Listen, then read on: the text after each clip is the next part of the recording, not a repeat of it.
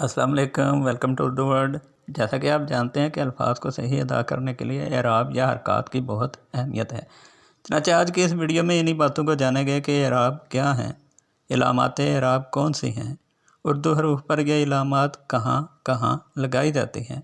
तो बढ़ते हैं अपने टॉपिक की तरफ। एराब और इलामात एराब। एराब या हरकत इन इलामात को कहते हैं जो अल्फाज का तलफ़्फ़ुज़ वाज़ेह करने के लिए इनके मुख्तलिफ़ हरूफ पर लगाई जाती हैं। उर्दू अल्फाज की सही अदायगी प्रोनंसिएशन के लिए इन हरकत से वाक़फ़ियत बहुत ज़रूरी है। उर्दू में आम इस्तेमाल होने वाली एराब की इलामात दर्ज झैल हैं। सबसे पहले है मद। यह इलामत सिर्फ अलफ पर लगाई जाती है। जिस अलिफ पर यह इलामत हो उसे लंबा करके पढ़ते हैं, जैसे आम, आज, आप, आग। दूसरी है ज़बर। यह इलामत हर्फ के ऊपर लगाई जाती है, इसे फ़तह भी कहते हैं, जैसे अब, तब। तीसरी है ज़ेर। यह इलामत हर्फ के नीचे लगाई जाती है, इसे कसरा भी कहते हैं, जैसे इस, जिस।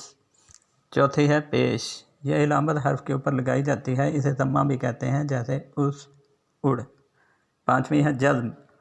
साकिन हरूफ पर जज़्म या सुकून की इलामत लगाई जाती है, जैसे लफ्ज़ पुल में लाम साकिन है। उर्दू में हर लफ्ज़ का आखिर हर्फ साकिन होता है, इसलिए इस पर जज़्म लगाने की ज़रूरत नहीं होती।